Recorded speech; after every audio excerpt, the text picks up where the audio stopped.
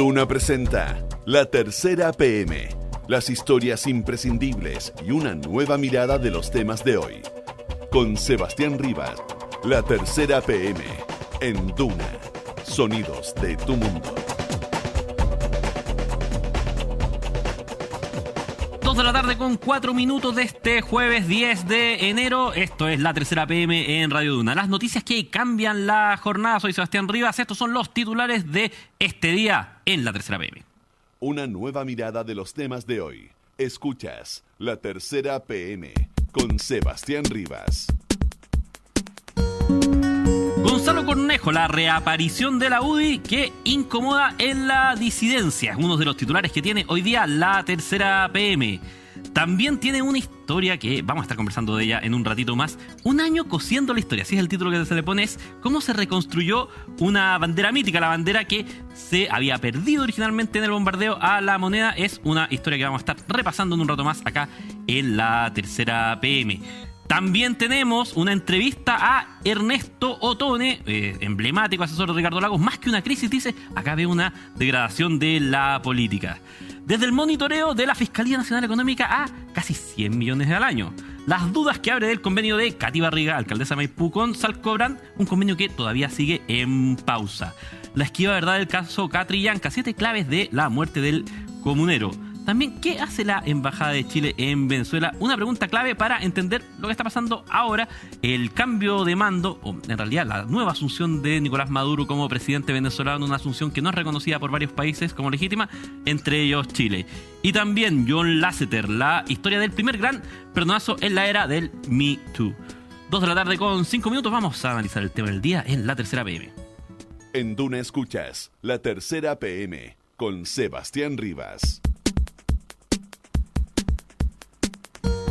Lo marcábamos en uno de los titulares. El tema de Venezuela hoy día está sobre la mesa. Están pasando muchísimas cosas por la asunción de Nicolás Maduro a un periodo donde se ha enfrentado con más oposición, por lo menos regional, que nunca antes. El Grupo de Lima no reconoce a la asunción como legítima. Entre esos países está...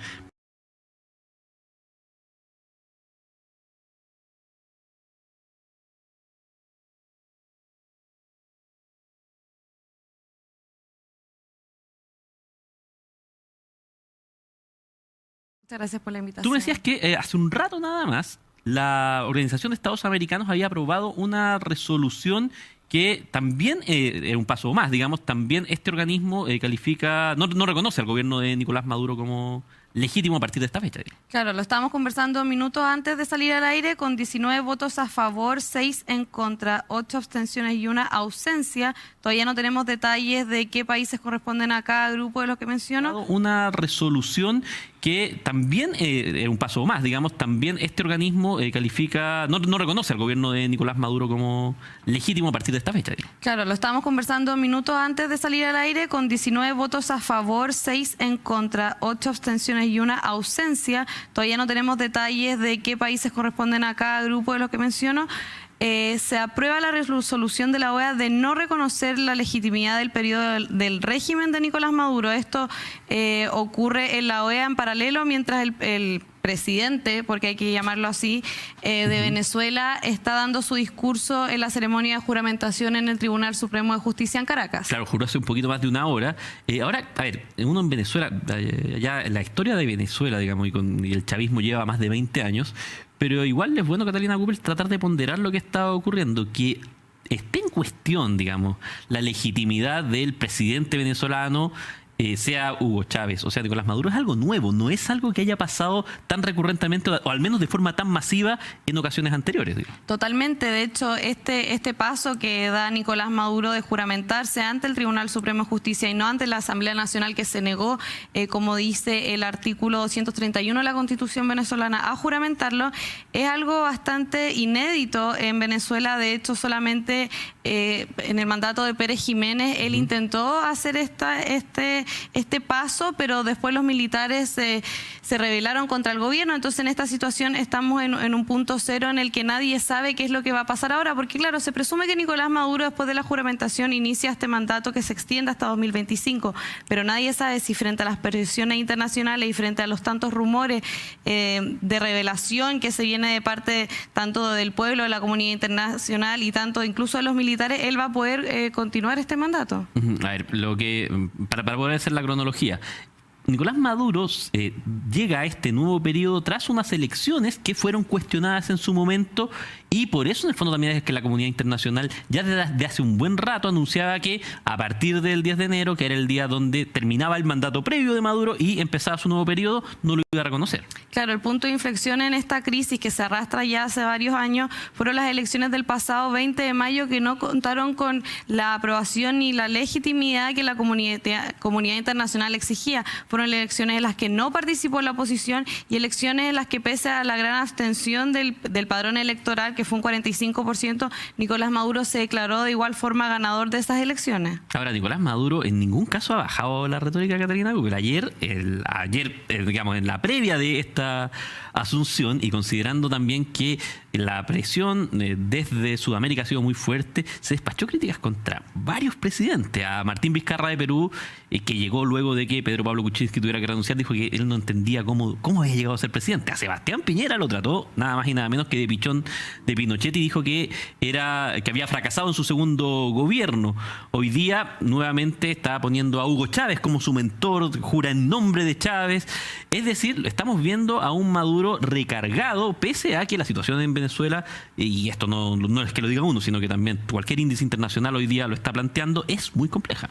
Claro, muy fiel a su estilo. Él esta semana ha continuado con esa retórica, lanzando dardos a todos los que él llama sus enemigos, a todos los que ellos llaman que apoyan el imperialismo estadounidense, y también lanzando elogios a quienes él quizás hoy considera sus aliados. ¿De quién estamos hablando? Hablamos de China, hablamos de Rusia, e incluso hoy en el comienzo de su discurso, cuando saludaba a las comitivas presentes, el presidente Nicolás Maduro dijo "Viva México", también un poquito haciendo alusión a la postura un poco más laxa que ha tenido el gobierno de López Obrador con respecto a la última reunión del Grupo de Lima, en la que no firmó el documento que condenaba y que llamaba a reevaluar las relaciones con Caracas. Claro, porque México en el fondo ahorita también se marginó, no es que haya tomado una posición decididamente a favor de Venezuela, pero ya en este minuto, digamos, la abstención dice mucho.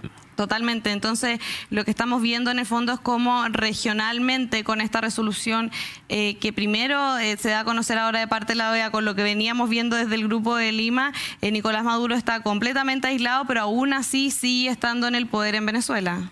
Ahora, Catalina, tú en estos últimos días también has conversado con diferentes dirigentes de la oposición venezolana y, a ver, pareciera que más allá de que ellos hacen un llamado muy fuerte a lo que se está haciendo por parte de la comunidad internacional. Por ejemplo, Chile fue uno de los países que presentó ante la Corte Internacional de Justicia de La Haya que tiene una presentación, digamos, donde se denuncian violaciones a los derechos humanos por parte del régimen de Maduro, pero pareciera que ellos mismos te reconocen que la situación hoy día es compleja, que lo conversábamos alguna vez, la oposición no está tan unida como lo había venido estando en la última década. Es un escenario bien incierto que enfrenta Maduro ahora. Yo creo que desde todas las aristas hoy día Venezuela representa un escenario incierto. Es incierto en la crisis, es incierto para el oficialismo, es incierto tanto para la oposición y para el mismo pueblo venezolano. Pasa que hoy la oposición, especialmente esta última semana, recordemos que el sábado pasado asumió el nuevo presidente de la Asamblea Nacional, una entrevista que salió publicada ayer en La Tercera, en el que él explica cuál es esta transición en la que ellos pretenden trabajar,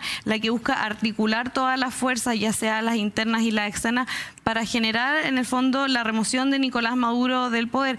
Ahora, ¿qué es lo que pasa? Que Nicolás Maduro, pese a todo esto, como hablábamos recién, sigue en el poder. Entonces, ¿cuáles son los caminos que se abren hoy para la Venezuela en crisis, en una crisis bastante aguda, ya sea a nivel social, político, económico e incluso humanitario?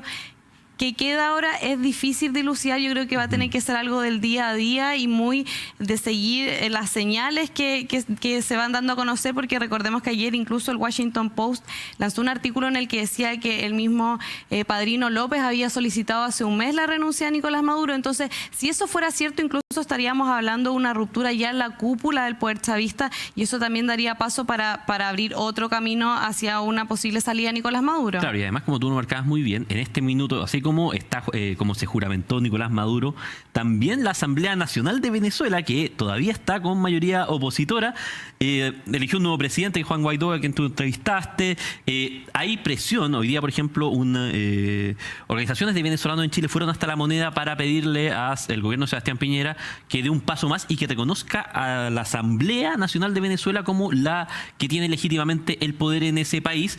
Por lo tanto, pareciera que ahí probablemente en la Asamblea Nacional es donde se pueden centrar las discusiones en el próximo tiempo con respecto a qué hacer en relación a Maduro.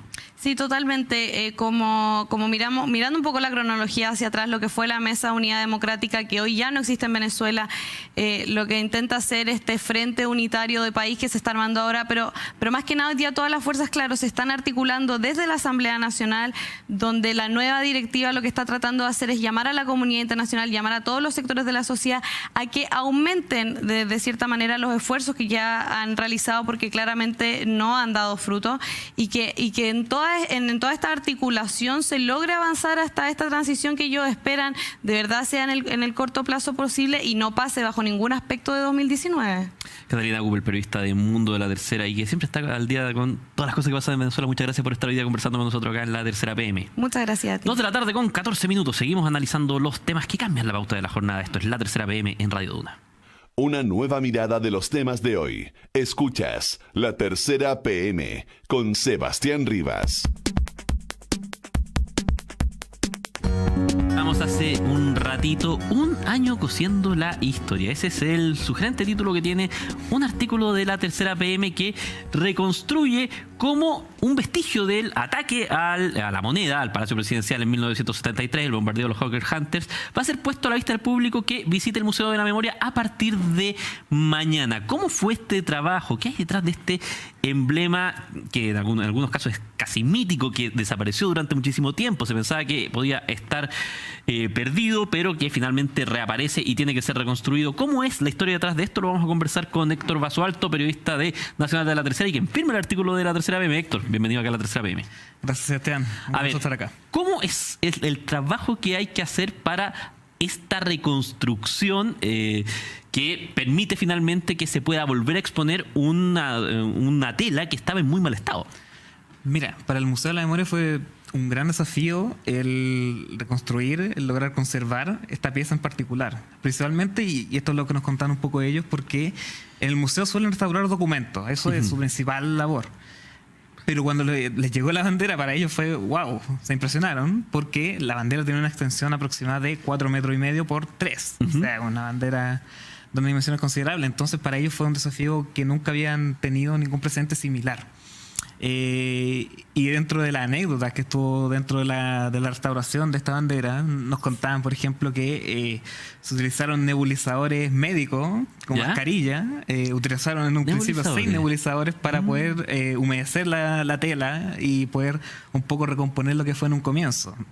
Posteriormente ya accedieron a una equipación más sofisticada, pero en un comienzo fue todo bastante improvisado, con ese antecedente que te comentaba de que en gran medida solo eran documentos y no una bandera de estas dimensiones como las que ellos recibieron. Y por lo mismo yo creo que también sufrió un leve retraso. Esto también lo tenían presupuestado en el Museo de la Memoria, lanzarlo para el 11 de septiembre que pasó. Claro. Pero el trabajo, tú lo dices, el trabajo es tan complejo y la restauración tiene que ser tan minuciosa porque estamos hablando de tela que aparte de tener la antigüedad que tiene, estaba en un estado, o sea, el estado es complejo, digamos, porque sufrió daños con el ataque, digamos. Exactamente, y sobre todo algo que no se sabía mucho, porque esto más o menos nació con una entrega que hizo el exministro de Salvador Allende, Roberto Cuéllar, a Michelle Bachelet, la expresidenta, en 2016, en diciembre. Pero no sabía mucho más del trasfondo de la bandera. Y lo que supimos ahora es que esa bandera aproximadamente en 1967 fue removida de la parte de arriba de la moneda. A ver, hagamos esa reconstrucción de Héctor Basualto. Tú dices, a ver, esta bandera estuvo flameando en la moneda más o menos hasta 1967. ¿Qué pasa ahí?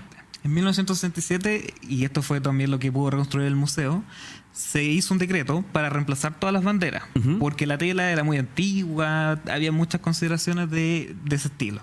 Lo que sucede ahí es que la bandera queda resguardada en una gaveta al interior de la oficina de la moneda.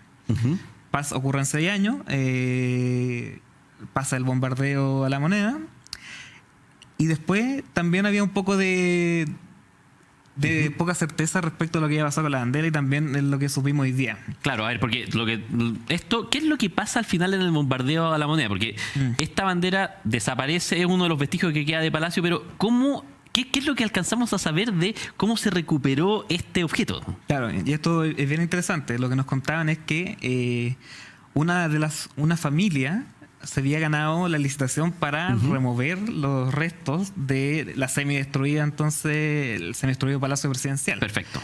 Fueron ellos mismos los que meses después, alrededor de unos 2 o 3 meses después, descubrieron esta bandera en la gaveta. La bandera obviamente estaba doblada, no estaba en las mejores condiciones, y ellos se la llevaron. Perfecto. Esta familia, posteriormente, esto fue en el año 2015 después, o sea, prácticamente 40 años después, va donde el señor Roberto Cuéllar, que era director de un colegio. Resultó que uno de estos que entregó la bandera era apoderado de ese colegio. Entonces el apoderado le pide una cita al rector del colegio, que era Roberto Cuéllar, exministro de Salvador Allende, y cuando se reúnen, ahí Roberto Cuéllar se entera entonces de que no era un tema, digamos, del colegio. Claro, que no era un tema académico, que el niño se había portado mal, sino que él tenía en su poder esta bandera que por 40 años estuvo en su familia. Y surgió a partir de esto, a que fue recuperada de los restos del palacio entonces destruido.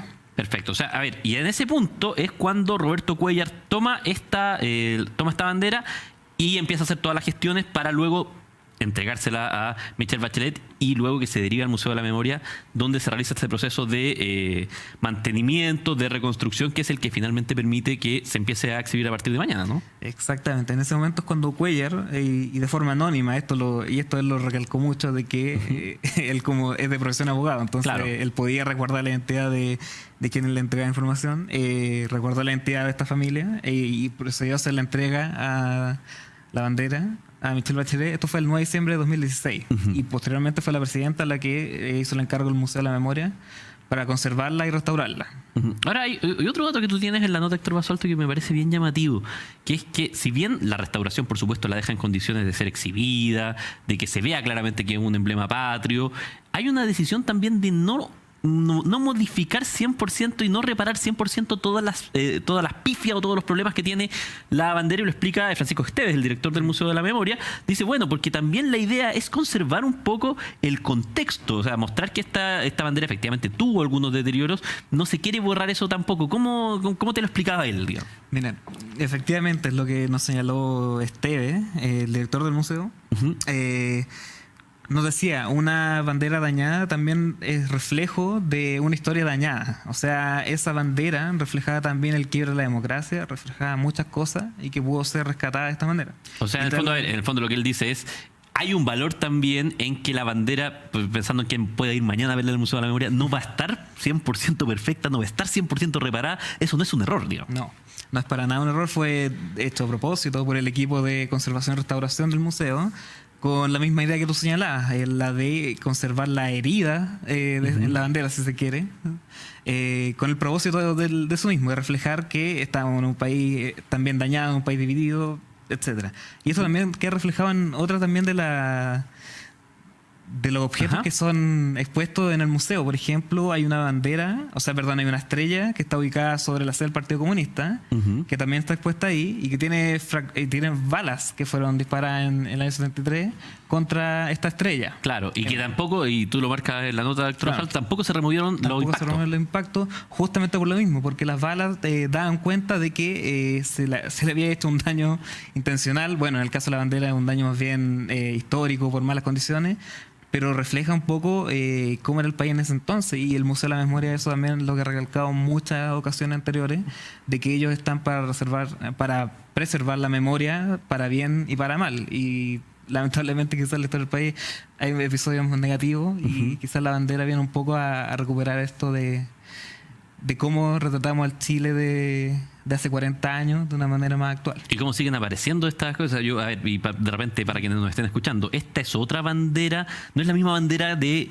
la independencia que en algún minuto se robó el MIR y luego la devolvió, digamos, cuando retornó la democracia. Es otro emblema, un emblema que vuelve a aparecer 42 años después, digamos, desde alguien que la tenía conservada a partir de las tareas de remoción de escombros que se hicieron en La Moneda, y que de nuevo también, como tú dices, Héctor Osvaldo, o sea, nos permite ir reconstruyendo trozos de nuestra historia que de repente uno los creía más bien perdidos, y es interesante lo que tú dices, o sea, va a estar en un contexto donde hay otros emblemas, pero este va a pasar a ser, al parecer, de los más grandes que tiene el Museo de la Memoria. Tú lo dices, está enfocado más bien en documentos, digamos, una bandera es una rareza, ¿no? Claro, o sea, el Museo de la Memoria actualmente lo más grande que tenía era quizás esta estrella que te comentaba del Partido Comunista, pero también tenía en su posesión una insignia del Ministerio de Hacienda también destruida, y algo también que me llamó la atención, que era también pertenecía a La Moneda y que era una máquina de escribir que estaba negra, estaba chamuscada,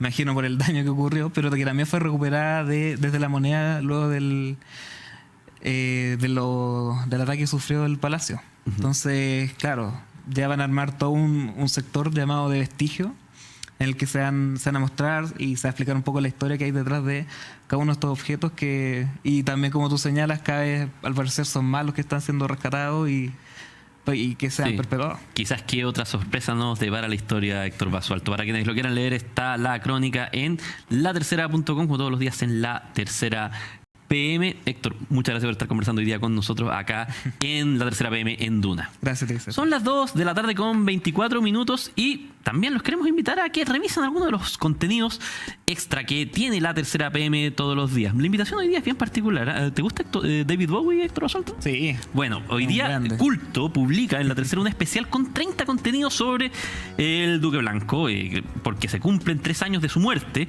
Y en el caso de La Tercera PM viene una columna del editor de espectáculos de La Tercera, bastante extensa, de Claudio Vergara, que dice lo que David Bowie nos enseñó y que no tiene nada que ver con la música. Habla de la persistencia, habla de este músico que es un camaleón, habla también de cómo reivindica el valor de la incomodidad como motor esencial para sacudirse del estancamiento, y va haciendo pasos por las diferentes estéticas, los diferentes sonidos, las diferentes búsquedas que hizo David Bowie, y cierra diciendo que aún más dice: para su muerte, el acto final de todo humano, él hasta siempre al mundo que nos recibió también prefirió el silencio antes que cualquier llamado de alerta o entrevista, sollozando por sus penurias de salud. Cuando partió hace 3 años, todos quedaron en el suelo por la brutal sorpresa. Para decir gracias y adiós, solo bastaba mirar de frente a los que más te amaron. La columna de Claudio Vergara en La Tercera PM sobre David Bowie, a quien recordamos hoy a 3 años de su muerte. Lo puede revisar en latercera.com junto con el especial de Culto sobre este gran artista que nos dejó hace poquito tiempo. Son las 2 de la tarde con 26 minutos. Comenzamos a despedir La Tercera PM. Como siempre, nos reencontramos mañana a las 2 de la tarde. Si quiere revisar este contenido, lo puede ver en duna.cl, en la sección de podcast, donde estamos todos los días. Y también puede revisar todos los contenidos de La Tercera PM y de La Tercera todo el día en latercera.com. Que estén muy bien, que tengan una muy buena tarde.